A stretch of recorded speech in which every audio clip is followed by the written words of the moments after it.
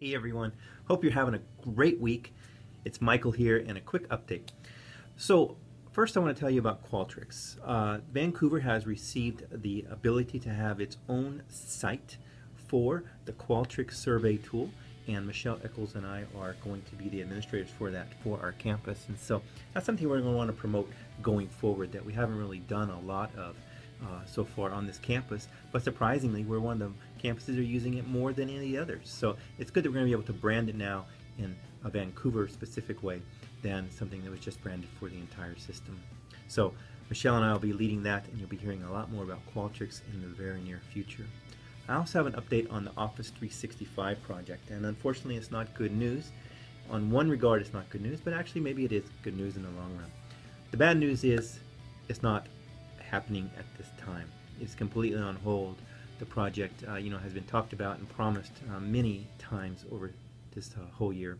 It's just not going to happen right now, because what is going to happen is that the good news, we're going to take a step back and we're going to really look at our ID management for WSU and improving that so that we can hopefully move that into a better state than what it is right now, something that's less customized and more uniform, that can allow us to not only move into Office 365 and all the tools that come with that, SharePoint and Link and Exchange Online and all the other systems that can come from Office 365, including OneDrive.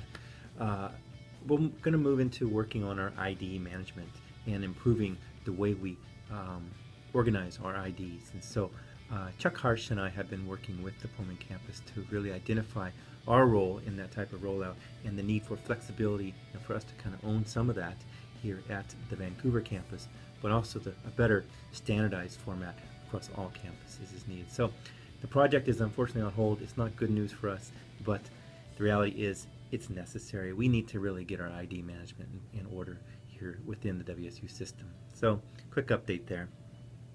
As you all know, the password reset push has been a big thing for the last few months. We have these flyers that were made, and they have been hopefully distributed around campus. If not, they're going to be very soon, and they are very colorful and eye-catching. They're very targeted for the Halloween season, so they're good about scaring people into changing their passwords, because you need to. In fact, this week it's going to ramp up where they're going to start expiring older passwords. They're going to start with about 10% of the older passwords on Tuesday, another 10% on Wednesday, and then up to 20% more on Thursday, so that by the end of next week, hopefully they'll have gone through all of the older passwords and expired them, and forced people when they log in to reset their password if they haven't done it since August 20th. And so we have a list of faculty and students and staff, and many of those we've been trying to reach out to here on the Vancouver campus to get them to update. But those that haven't, they're going to be forced this week, which means we in the help desk are going to have to really step up and answer their questions as they have to reset their Outlook, their logins for Blackboard and things are all going to have to be changed. All it's a single sign-on. But many people will not remember they have to change their phone or their tablets or their computers or things where they've logged in and set settings for their email and so forth. So the password reset is really ramping up, and I want to say thanks again to Scott, who's been helping lead that for our campus, and Michelle and Patty and others who have been helping out as well. I also want to say thanks to Matt and to Patty and others who have been working on a tech team table. So a tech table that we're going to put up at different locations around campus. We're going to start with the cafe the week of November 2nd. So for the 5 days of that week, either in the morning or in the midday, so either 10 to noon or 11 to 1, it really can depend on the day. We're going to have a table there. I want members of VIT, in fact I would like all members of VIT to volunteer to be there for at least 1 hour during those days. And I want you guys to volunteer to really get the word out about some key things, and also just be a visible face for tech and technology. We want to promote the fact that we do have our help desk and that they are here available to help people in extended hours now too. So we want to promote the extended hours. It's 8 a.m. to 5 p.m. is walk-in, Monday through Friday, and then 5 p.m. to 8 a.m. there's also additional phone support. So really they have phone support from 8 a.m. until 8 p.m. Monday through Thursday. And so kudos again to the team over in the VCS area and the student workers that have stepped up to help with that. We also want to promote getting on secure Wi-Fi. We have had an increase in those that are on secure Wi-Fi, but it's still not anywhere close to the numbers that are using the guest Wi-Fi. And so we need to get people to move over to the secure. And if that's hands-on, helping walk them through, getting to that page, vancouver.wsu.edu/Wi-Fi, or if it's actually something else, we need to do our best to promote that at the tech table. Also, we want to make sure that we promote not getting phished. We have these flyers that have been built or made, and we're going to be distributing some of these, and we want to make sure that we get the word out and continue to press not to click on links in emails and when you're not 100% sure that it is a legitimate email or a legitimate link. And they are getting much more sophisticated. Obviously, we had one that just came out this last week where it said specifically WSU. And so it is not a random thing anymore. It is clearly targeting WSU and our students, faculty, and staff. And we in IT need to really get the word out. Be very careful. If they are unsure about an email, call us, email, let us know, and we'll evaluate it and let them know if they can. And of course, any bad emails we get, we want to be sending those off to the abuse email so that this WSU system is aware of it and can hopefully get it in the block list. Other things we want to share during that time is the password reset. And we want to make sure that people, again, are doing this password reset. We can't hammer that home enough right now. There's been a lot of phishing attempts related to the password reset, and so we want to be clear that everyone knows that when we do send an email about it, we're not purposefully sending a link inside the email that people can click on. And so the tech tables, thanks to Matt and Patty for helping get those going for us. I'm going to be out starting on Tuesday of this coming week. I'm going to be at the EduCause conference. It's a great national higher education conference. I'm really looking forward to it. It's probably the best conference I can go to every year. It's a chance to see some of the vendors and things that we use. Of course, Cisco and Dell and lots of other vendors are going to be there.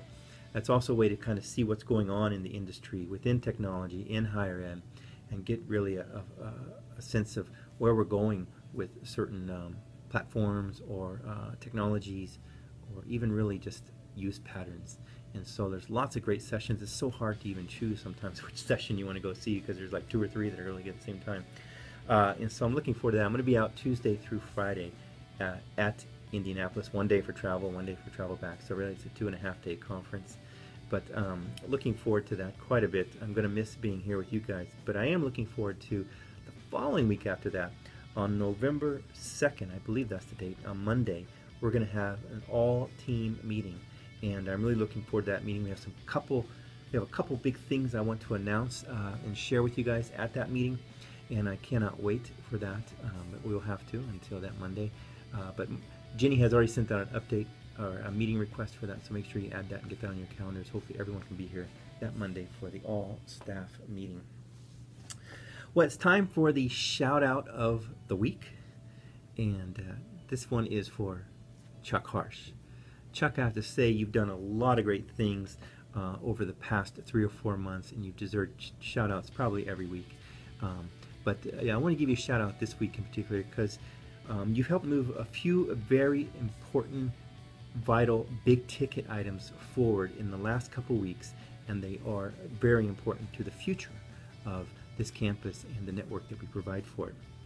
First and foremost, I think I sent you all an email a few days ago about the fiber upgrade that has been approved by the Budget Council, and so that is an out-of-cycle budget approval, so thanks to them for their willingness to listen to our request and to approve that outside of the regular process. There is the annual process, what I'm talking about, but they've told me since day one that they're willing to take requests as needed, when needed throughout the year. And so this is one of those cases. Because we have an opportunity to upgrade the fiber in the older buildings that were built in the 1990s, and that fiber was set to last 20 years. Well, it's 20 years later, and so it's time to upgrade that, and we're going to do that. This will help us lay the road, the foundation, so we can have faster connections between and inside our older buildings. So Dengerink, the classroom building, the library building, and a couple other buildings, maybe a plant building and so forth, will be upgraded. And this will really allow us then to lay a better foundation for improving our Wi-Fi, for having faster speeds and bandwidth, and for maybe even using a cellular service on campus that would use our network as well. So Basically, everything we want to do in the future was dependent on getting this fiber done, and we're going to start Thanksgiving week and hopefully be done before the spring semester. Doesn't mean we'll have immediate improvements because we still have some routers and switches and things that are still bottlenecks for the speed and so forth, but it doesn't make any sense to upgrade those until we get that road or that fiber done, and that's what we're doing here. So thank you very much, Chuck, for that. And I have some other great news that Chuck has been working on, and this is really, really exciting. If you haven't heard this, pay attention. We have received written confirmation from WSU Pullman that they are going to pay for 3 major upgrades for this campus. First, they are going to double our K20 bandwidth from 500 megabits to 1 gigabit this semester. Now, we're still going to be limited by our router, switches, and firewall and the speeds for our fiber and so forth, but this is fantastic. They are going to pay for that and provide that for us, and the expectation is that will be done before the spring semester. Second, they have agreed to pay for some monitoring systems that we had proposed getting in the one-time funds at the beginning of the year that wasn't approved. And this time it's going to be paid for by Pullman, so we're especially thankful for that. We're going to get FireEye, Splunk for log analysis, and something called GigaMom to also help us monitor what's happening on the network and be a lot more proactive on keeping our network safe than we have ever been in the past here at WSU Vancouver. The third thing that they're going to do for us is something else that we also asked for in the one-time funds, that is an upgrade to our firewall. Our current firewall is end of life next year, and so it needs to be replaced, needs to be upgraded, and they have agreed to pay for that. We're going to get the Palo Alto firewall. It is a professional firewall system that is used by at least 1 or 2 of the other campuses for WSU, and so it's a major upgrade for us. I don't have a timeline for that yet. All I know is they've agreed to pay for it, and that's a big step for us. So 3 big things. All of those Chuck Harsh has been working on. So Chuck, you truly deserve the shout out of the week. Thank you so much for all your efforts. Well, it's almost time to go, and I want to say one last thing, and that is it's near the end of October. Hopefully you've been doing your Walktober walk. I have been tracking my steps. Some days not very many, other days quite a bit. I took my short vacation over last weekend to Olympic National Park, and a couple days in a row I was over 12,000, 13,000 steps, and quite a bit of walking and hiking there in nature. I came back sick, so maybe nature isn't such a good thing for me. But overall, it was a great time to be out, and it was a great chance to really increase my numbers for Walktober. And that Walktober challenge ends here at the end of the month. And if you haven't at least gotten in a few good days of walking, I want to challenge you to do so. It does make a difference on your health and in your well-being. As always, thank you guys, and go Cougs.